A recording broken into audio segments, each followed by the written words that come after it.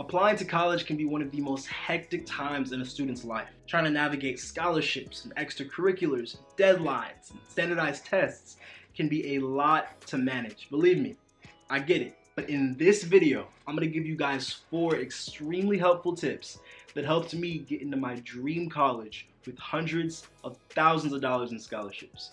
So if that's what you guys are looking for, you came to the right place. Just make sure you listen to every tip, as they are all extremely important and vital to your success. And make sure you watch to the end. I got something special for you guys today. Y'all ready? Let's get it. Hold up.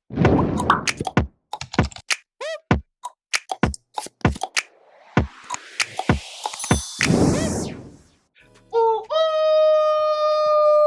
yo, what is up, YouTube?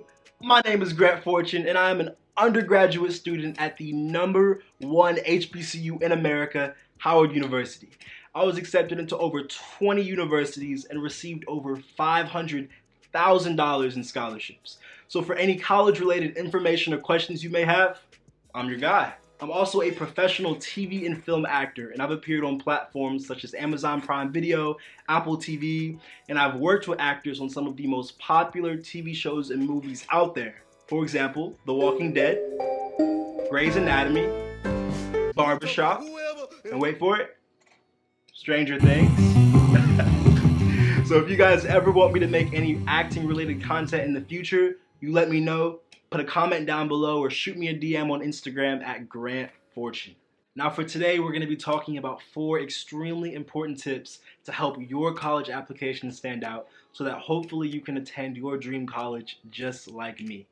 Now for tip number 1, you guys need to listen to this. This is so important. You guys have to apply early. College applications open August of the year before you're going to attend college. So I will be attending college August 2022. So my college applications opened August 2021, right? So you guys need to apply early. Deadlines are so important in the college world. And for most schools, there's 3 different application pools: early action, early decision, and regular decision. Early action is the same as regular decision. It just means you applied before a certain deadline. I'm pretty sure the early action date for Howard University was sometime in October, and regular decision was maybe in December. For early decision, that application is binding. There is a higher chance of you getting in that way, but even if you're accepted into another school later, you've already committed to the school that you sent in an early decision application for. And I'm pretty sure you can only send in 1 early decision application. You can't send in multiple because it's a binding decision. So if you're accepted, even if they've given you $0 in scholarships, you have to go. So personally, I think early action is the safest choice if you're not sure what school you want to attend. I would advise that you apply early no matter what. It's a lot harder to get in during the regular decision pool than it is during the early decision pool or the early action decision pool. In the early application pools, you have a higher chance of getting accepted to the college and possibly a higher chance of getting better scholarship money. So I would recommend without a doubt applying to whatever college and every college that you're interested in attending early. Do not wait until the last minute because it is a long and tedious process. Please apply early. And that goes for college applications and scholarship applications. Always aim to apply early. Those deadlines can sneak up on you, okay? So, get a planner, put it in your notes section, do whatever you have to do to make sure you hit those deadlines and get in one of the application pools. All right, for tip number 2, I ain't gonna lie, I might get some heat from this, but it is my opinion that you should take both the ACT and the SAT because they are 2 totally different tests. You may have heard this. If you haven't, I'm going to tell you now. The ACT and the SAT are logic and reasoning tests. So the things that you learn in school, the things that you learn in your algebra class, and your geometry class, and your English class are not necessarily going to help you on those tests. For example, a lot of the math, it's simple algebra, maybe algebra 2. It's not extremely hard concepts. It's the way in which they ask the questions. The SAT is a logic, it's a reasoning test. They're trying to trick you up. They're trying to see if you're able to reason through the different puzzles and schemes that they've come up with. So if I were you, I would take both tests because you're not sure which one's going to be more suitable for you. For example, I personally thought the ACT had easier concepts than the SAT. However, the ACT had a lot shorter of a time limit, especially on the math section. And for math, I need to write everything out. I can't think about anything in my head. I need to write it out.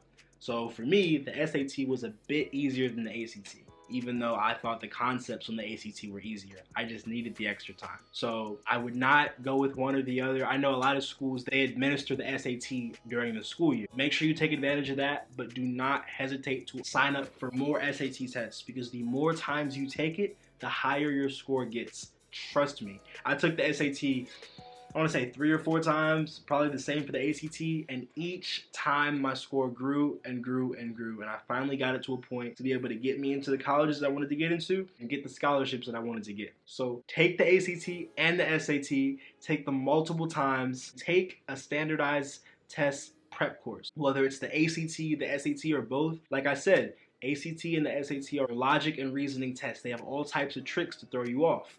And these prep courses, they will teach you ways around the tricks and how to recognize them when they show up in a question. Those are things that you don't learn in school. So taking an SAT or ACT prep course can help you a lot come test day. So those are my recommendations. Like I said, guys, take both tests. Now for tip number 3, I kind of already addressed this in tip number 2, but I think this is so important, so I am going to say it again. You guys need to take SAT or ACT prep courses. Like I said before, the SAT and ACT are logic and reasoning tests. So the same questions that you see on your test at school are not the same type of questions you're gonna see on these standardized tests, okay? They have all types of tricks and schemes that they throw at you to make you guess or think you know the right answer, but it will be wrong, trust me. The most simple questions, because of the way they were worded, seem to be so complicated.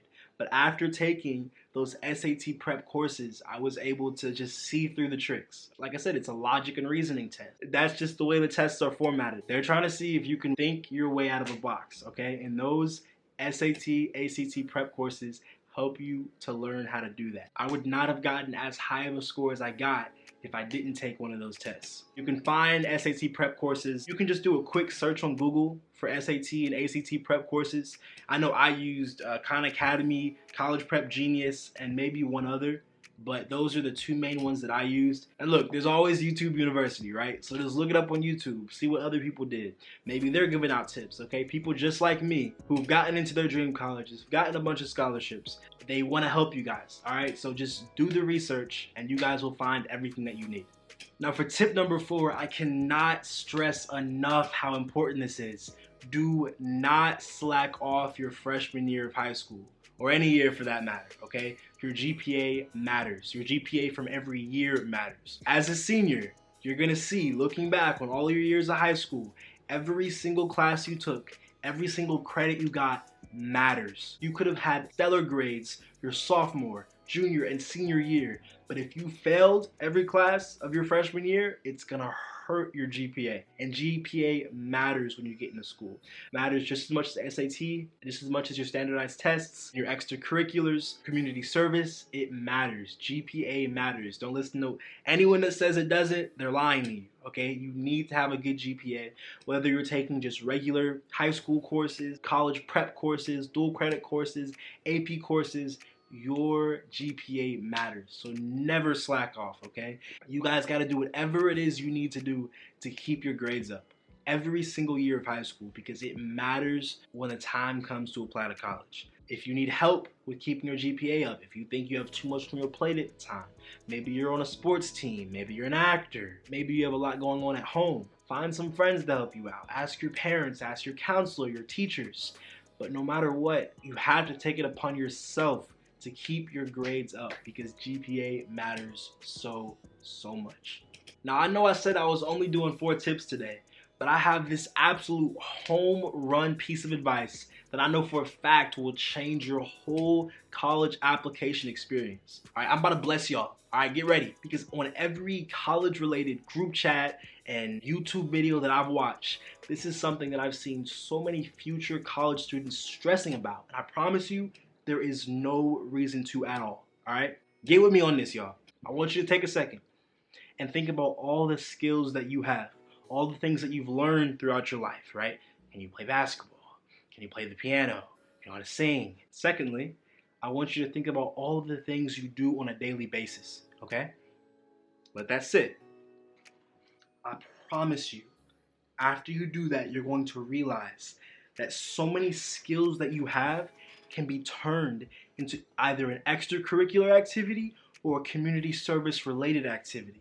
And so many things that you do on a daily basis are already an extracurricular or community service related activity. Guys, I promise you, nearly everything is an extracurricular activity. Let me give you an example, okay? During the summer, last summer, every single Saturday and every single Wednesday, I would go to my little brother's baseball practices and baseball games. Usually, I would just be there, sitting on the bleachers, just watching him play. Then I realized, you know what? I played baseball for a little while when I was a kid. I know how to play. So I went to the organization, I signed up to be an assistant coach, and boom, I got hours upon hours of community service from something that I was already doing. I was already there, guys. I'll give you another example. Do you know how to play the piano? Do you know how to sing? Do you go to church on Sunday? Instead of just sitting in the pews listening to the pastor preach, get up there and sing right next to him. Guess what that is now? Community service. You are assisting the church for free. Community service. Another example. You play basketball? Are there some little kids in your neighborhood that you always see outside shooting hoops? Offer to train them up. Offer to do some ball handling drills. Offer to do some shooting drills. I played basketball for 9 years, okay? I played on the Adidas circuit. I know a thing or two about basketball, okay? I did that for free. That's community service. You were giving back to the community. You were using the things that you learned, your knowledge and your skills to help other people out. That is community service, okay guys? People are always stressing about, I don't do enough stuff, I'm not in any clubs at school. I would recommend getting in clubs at school, but even if you're not, you know something. You can knit, you can sew, you can run, you can talk. Teach somebody something. Help someone learn something, okay? I promise you, everything is a community service activity. It's an extracurricular activity. You just have to find a way to finagle it, okay? Find a way to make it work for you, all right? If you can play basketball, if you can play soccer, if you can sing, if you can dance, if you can walk, I promise you can find a way to turn that into a slot on your common application. That's the platform you use to apply to college, okay? For most schools. And here in Texas, I think it's called, I don't know what it's called. Most schools use the common application. Okay? Think hard about all the things you do on a daily basis, okay? All the skills that you have. I think the common app has 10 slots for extracurricular activities, so that means jobs and community service and etc. You will feel, I could think of like 20 different things I did. I know a lot of people say that you should niche down your activities list, meaning you only want to have activities of a certain category on that list. That's cap. That's cap. I got $500,000 in scholarships, okay? I got into every school I wanted to get into. And I just put everything I did, and everything I did well. You gotta use what you got. If you're already a junior, you don't wanna leave any slots open. Fill every last one of them up. Figure something out. And I promise you, this is the way to figure it out. Everything is an extracurricular, okay? This tip will be the reason you get into your dream school.